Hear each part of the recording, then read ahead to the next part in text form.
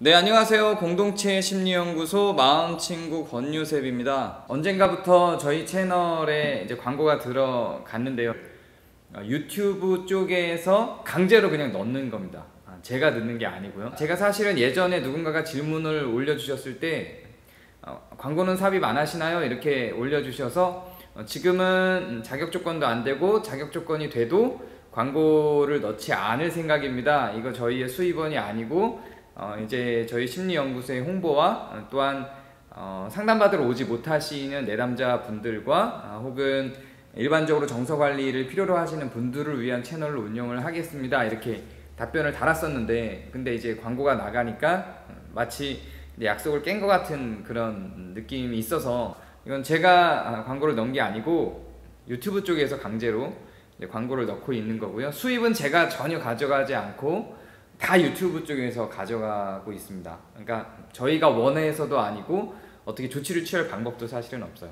오늘은 자아 상태에 대해서 말씀드리는 기초적으로는 마지막 시간입니다. 이제 앞으로는 자아 상태에 대해서 이야기는 하지만 지금까지 이야기한 기초 작업을 토대로 변형된 자아 상태들을 이야기를 하게 될 거고요. 자아 상태 자체에 대한 설명은 오늘이 마지막 시간이고, 자아 상태 중에서 아이자에 대한 설명을 하는 시간입니다. 이 아이자라고 하는 거는 어린 시절의 내 모습이고요. 그 어린 시절의 내 모습이 청소년기, 청년기를 거치면서 성인이 될 때 성장한 어른자의 모습으로 자라나게 되죠. 그러나 어린 시절의 내 모습이 완전히 사라지지 않고 그 기억들이 워낙 강력했기 때문에 어른자 안에 또아리를 틀고 앉아 있다가 어떤 특정한 상황 가운데에서 이 어린 자, 이 아이자가 어린 시절에 내가 튀어나오게 되죠. 그거를 아이자라고 부르는데요. 이 아이자는 기본적으로는 부모자의 역동 가운데에서 만들어지게 됩니다. 부모자는 부모님이 나에게 양육과 보호적인 자세로 취해줬던 모습, 그리고 나를 통제하려고 하셨던 부모님의 모습이 내 안으로 들어왔죠. 그래서 부모자에는 통제적 자아와 보호적 자아로 나누어져 있었습니다. 이 아이자는 이 통제적 자아와 양육적, 보호적 자아에 대한 반응으로 생겨난 상태입니다. 그럴 수밖에 없는 게, 어린 시절의 나는 대체로 부모의 양육에 대한 반응으로 자아가 형성될 수밖에 없어요. 왜냐하면 어린 시절의 대체적인 아이들은 부모와 모든 교류를 하기 때문에 그렇습니다. 그러면서 부모와 교류를 하던 그 패턴이 나에게 안정돼서 다른 사람들과도 교류를 하거든요. 그래서 교류를 하기 위한 기본적인 틀은 부모와 내가 어떻게 교류를 했는가를 바탕으로 다른 사람들과도 교류를 이어나가게 됩니다. 그래서 아이 때의 나는 부모의 교류 형태에 대한 반응이라고 보시는 게 좋습니다. 물론 사람에 따라서 부모가 어떤 교류를 하느냐에 따라서 일률적으로 적용되는 게 아니라 사람의 유전적인 기질 혹은 어떤 부모님 외에 다른 데서 받은 영향 등을 통해서 같은 부모 밑에서 자라도 다른 역동으로 다른 아이자를 형성해 나가기는 하죠. 그러나 기본적인 원리는 부모 자아에 대한 반응입니다. 사람마다 다른 측면들이 조금씩 발생하지만 그것은 특수한 여러 상황들에 대한 침투, 침입, 영향들이 복합적으로 작용해서 변형되는 거지, 기본적으로는 양육자가 있다고 가정하고 그 양육자에 대한 양육 태도에 대한 반응으로 아이자가 만들어지게 됩니다. 영화를 보다 보면 이런 게 있어요. 부모님들은 정말 너무 훌륭하세요. 너무 훌륭한 부모님들인데 아이는 완전히 말도 안 되는 그런 성격을 갖게 되죠. 이런 거는 불가능하진 않지만 교리 분석 입장에서는 매우 어려운 상태인 겁니다. 반대로 부모님은 너무 악해요. 이건 뭐 도대체가 도저히 부모라고 상상할 수 없는 그런 모습을 갖고 있어요. 그런데 아이는 다른 타자의 영향이 전혀 없는데도 매우 훌륭하게 자라고 있어요. 이런 경우도 정말 특수하게 불가능하지는 않아요. 뭐 소설도 있고 종교적인 신념도 있고 여러 가지 그렇게 특수한 상황을 만들 가능성이 완전히 배제되어 있지는 않지만 대체로 이럴 가능성은 매우 희박합니다. 부모님에 대한 교류 패턴의 반응으로 아이자가 형성되게 됩니다. 물론 이 아이자가 어른자로 변해가는 과정에서 많은 역동들을 통해서 아이자와 완전히 다른 형태의 성숙한 어른자가 만들어질 수는 있지만 부모자가 성숙하지 않은데 아이자가 성숙할 수 있는 가능성은 없진 않으나 매우 희박합니다. 그러면 이 아이자가 어떻게 형성되는지를 한번 볼까요? 부모자는 통제와 보호였죠. 그러면 이렇게 한번 생각해 보죠. 뭘 통제하고 뭘 보호하는 거였죠?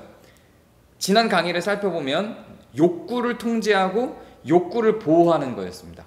아이의 욕구를 통제하고 아이의 욕구를 보호했죠. 그런 부모님의 패턴들이 나에게 프로그래밍 돼서 나도 그렇게 싫었지만 누군가의 욕구를 통제하고 누군가의 욕구를 보호하는 패턴들이 생기는 겁니다.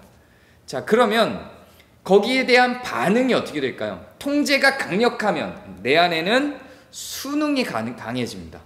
통제가 강력하면 내 안에는 수능이 강해져요.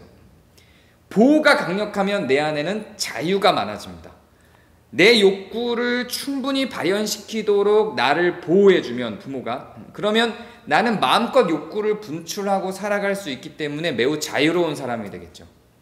부모님이 나를 통제해서 욕구를 발현시키는 연습이 안 되고 욕구를 발현시킬 수 없이 살아갔다면 나는 수능적인 사람이 됩니다. 이런 경우에는 내가 수능적인데 더 익숙해요. 수능적인 게 싫지만 억지로 수능적인 게 아니라 이런 환경 속에서 자란 사람들은 대체로 수능적인 게 더 편해요.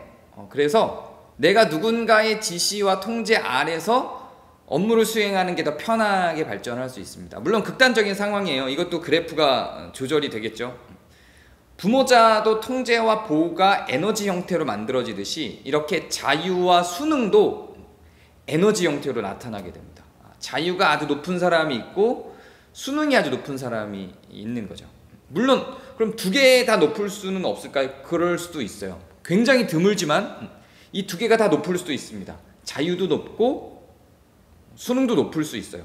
부모님의 그런 양면성들, 한 분은 자유를 주고 한 분은 수능을 줬든가, 아니면 부모님들은 다 통제를 했지만 살아가면서 다른 교류들, 이 부모님 외에 다른 분들을 통해서 자유로운 자아가 많이 향상이 됐든가, 어쨌든 이 두 개가 같이 높을 수는 있어요. 그러나 매우 드물죠. 이 두 개가 같이 높아지기는 굉장히 힘듭니다. 그래서 어느 한쪽이 에너지를 더 많이 갖고 있게 될 가능성이 높죠. 자유로운 자가 높은 사람, 보호적 역량이 더 강력해서 자유로운 자가 높은 사람은 하고 싶은 거를 다 실현할 수 있어요. 삶 속에서 내가 누릴 수 있는 자유로운 선택을 하고 살아갈 수 있습니다.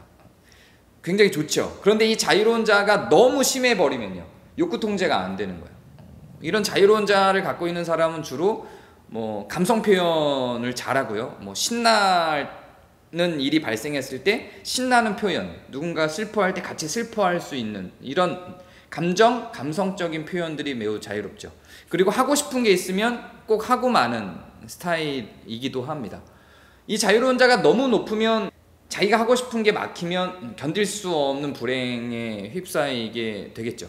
또 자유로운 자가 너무 없으면요, 자유로운 자가 너무 없으면 삶에 대한 만족감이 없죠. 그러면 우울로 빠지기가 쉬워지겠죠. 그러니까 자유로운 자가 적절하게 있어주는 것이 좋습니다. 수능적 자도 마찬가지예요. 수능적 자도 자유로운 자가 더 좋다, 수능적 자가 더 좋다, 그럴 수가 없어요. 수능적 자도 너무 높으면 주변의 눈치만 보고 나를 통제해 주기를 바라는 사람들, 나를 통제할 수 있는 나의 멘토, 나의 리더가 있어야 삶을 살아가요. 내가 주체적으로 뭘 결정하기가 힘들죠. 그러다 보니까 나 혼자 내가 뭔가를 주체적으로 결정해야 할 때 좀 불안해질 수 있어요. 그런데 반면에 수능적 자아가 높으면 그러면서 누군가 날 통제해 주기 바라면서도 그게 또 스트레스가 돼요. 수동적으로만 살아가야 되니까요. 어른이 됐는데도 불구하고 주체적이어야 할 나이인데 주체적이지 못한 거니까 나를 잃어버린 느낌이 들고 그거 자체가 나에게 스트레스를 줄 수가 있죠. 또 수능 적자가 너무 낮으면 남들의 눈치를 보지 않아요. 대체로 수능 적자가 너무 낮으면 자유로운 자아가 좀 높아질 수 있는데 이런 경우가 있어요. 자유로운 자아도 낮은데 수능 적자도 매우 낮아요. 그러면 그럼 아이자아가 없는 거네요? 이렇게 생각할 수 있죠. 아이자아가 없으니까 그럼 성숙하게 살아가는 거 아닐까요? 삶에 대한 만족과 타자와의 교류 양쪽 측면에 무감각해지는 거예요. 그러면 업무 처리는 잘할 수 있을지 모르겠는데 다른 사람들의 감정의 교류가 완전히 없어지는 겁니다. 자유로운 자아가 내 감정을 잘 표현할 수 있는 것이고 수능적 자아가 다른 사람들의 감정 상태와 눈치를 잘 볼 수 있는 에너지라면 이 두 개가 다 없으면 타자와의 교류는 꽝이 돼 버리는 거죠. 그러니까 이게 어느 정도 적정 수준으로 다 필요합니다. 근데 건강하기는 자유로운 자아가 수능적 자아보다 조금 더 높은 게 스트레스는 훨씬 더 줄어들어요. 부모자에서는 통제적 자아도 보호적 자아도 매우 중요하고 둘 다 필요하지만 통제적 자아보다 보호적 자아가 조금 더 높은 게 사회 활동을 하거나 내 만족감을 얻는데 더 유리하다고 했죠. 그런데 이 자유로운 자아와 수능적 자아의 개념에 있어서는 수능적 자아가 자유로운 자보다 조금 더 낮은 형태, 자유로운 자아가 수능적 자아보다 조금 더 높은 형태가 사회생활도 하면서 나 스스로도 만족하면서 살아가기에 유리한 조건으로 갖추게 되는 거죠. 그러니까 다른 사람들의 욕구와 나의 욕구를 다 신경은 쓰지만 내 욕구를 먼저 성취시키고 다른 사람의 욕구를 나중에 계산하는 거예요. 그러나 그렇다고 다른 사람의 욕구를 완전히 무시하는 건 아니고 관심은 갖고 그것들을 파악할 수 있는 힘은 있는 거죠. 단지 다른 사람의 욕구를 위해서 내 욕구를 포기하지 않는 정도의 상태. 그러나 다른 사람들의 욕구는 파악할 수 있는 정도의 수준으로 자유로운 자가 조금 더 높고 수능적 자가 자유로운 자보다 조금 더 낮은 상태가 사회생활을 하면서도 내 자아가 건강할 수 있는 정도의 수준이 되는 겁니다. 자, 이렇게 해서 5개의 자아를 대체적으로 살펴봤어요. 근데 이 중에서 가장 중요한 자아는 뭘까요? 물론 다 중요해요. 하나하나가. 수능적 자아, 자유로운 자아, 통제적 자아, 보호적 자아가 다 너무 중요합니다. 이 부모로부터 영향받은 자아와 내 어린 시절의 자아가 다 중요해요. 그런데 그 중에서 가장 중요한 건 당연히 어른 자아죠.